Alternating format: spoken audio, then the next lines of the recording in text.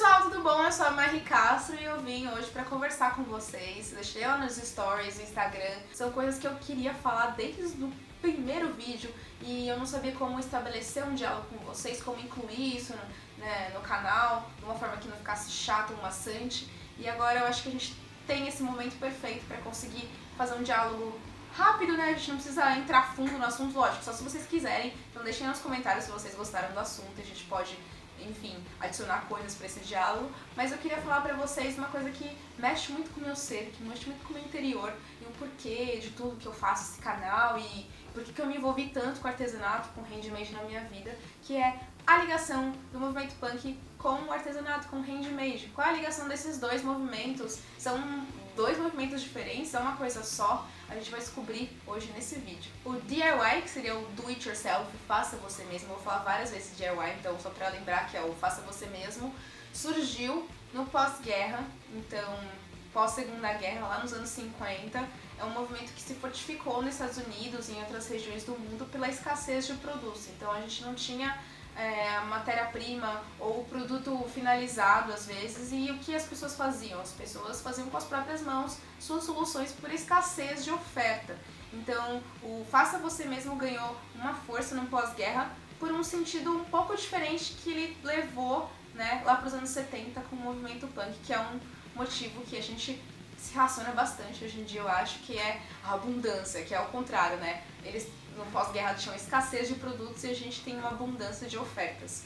Então nos anos 70, com a fortificação do movimento punk, a gente conseguiu voltar com o DIY aí, né? Eu não, porque eu não estava viva, né? Estou falando todo o movimento aí de pessoas que, amantes do DIY, amantes de handmade, de punk. O punk, na verdade, ele é um movimento de contracultura, né? Ele é um movimento que tenta questionar alguns conceitos da sociedade que a gente vive. Como é um movimento de contracultura, ele questiona muito, né, a forma que a gente consome lá nos anos 70, no final dos anos 70, e até hoje em dia a gente pode relacionar que a gente está no momento de questionar o tanto de oferta que a gente tem. A gente tem oferta o tempo inteiro de produtos. A gente sai, olha no outdoor, tem uma oferta, a gente vai, entra no metrô, também temos propagandas e ofertas, abre uma revista, liga a TV, olha no Facebook, tudo tem propaganda, tudo tem algum produto sendo ofertado pra gente e a gente tá numa enxurrada de ofertas. E aí agora surge esse outro movimento para repensar o consumo, né? Será que a gente está consumindo direito? A gente está sendo legal com o nosso meio ambiente, consumindo dessa forma?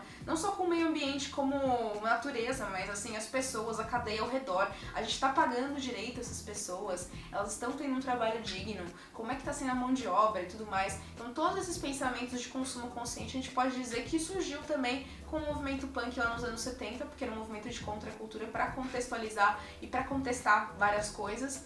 E o DIY voltou com força total no final dos anos 70, justamente para dar força a essa ideologia de pensar, será que eu posso fazer isso na minha casa ou eu posso comprar de um pequeno empreendedor que está na minha comunidade, que não tem um trabalho escravo ou não está impactando no ambiente, fazendo aquele produto e tudo mais. Então toda essa consciência surgiu com o movimento punk, que é uma consciência que a gente tem hoje em dia. A gente vai para o artesanato hoje em dia pensando que a gente não quer consumir mais do que a empresa que, enfim, que a rede de fast fashion que acaba manufaturando em Bangladesh, lá na China, um monte de coisa de jeitos estranhos. A gente não quer mais participar desse processo, a gente quer trazer o processo para perto da gente. Então a gente vem com força total nesse movimento. Eu tenho certeza que eu comecei a fazer o artesanato com todos esses conceitos dentro da minha cabeça. Eu acho que é uma filosofia, né? O DIY ele não é só uma questão de contextualizar ou contestar alguma coisa específica.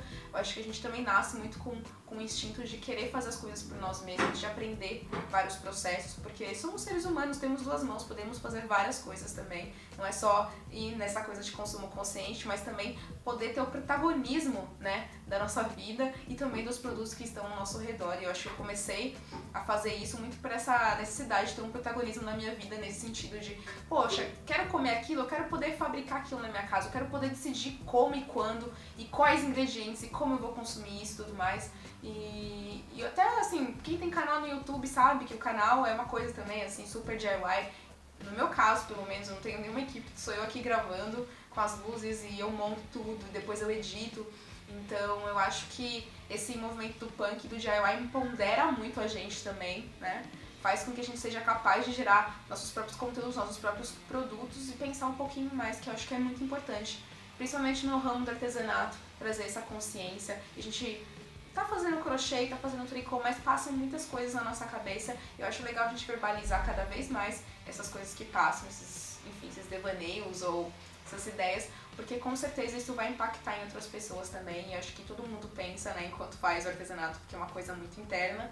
E eu tenho certeza que várias reflexões, inclusive bem bacanas, devem surgir aí desses momentos de tecer as peças, porque eu penso muito quando eu tô tecendo. Então eu me sinto muito orgulhosa de fazer parte desse movimento do DIY desde sempre. Quando eu comecei a fazer isso lá, quando eu tinha uns 14 anos, foi quando eu realmente quis me posicionar mais um pouquinho na internet e entender mais. Então eu participava de fóruns de punk, de do it yourself, e só tinha gente de cabelo colorido, enfim, era uma coisa realmente contra a cultura, e agora tá ganhando um pouco mais de evidência. Com certeza, acho que com essa conscientização aí do consumo, a gente tem cada vez mais. Espero que vocês tenham gostado desse devaneio aqui. Se vocês querem mais conversas como essa, assim, foi super rápido, mas a gente pode aprofundar cada vez mais. E eu queria falar um negócio pra vocês, todo mundo é punk aqui. Até a próxima, tchau, tchau!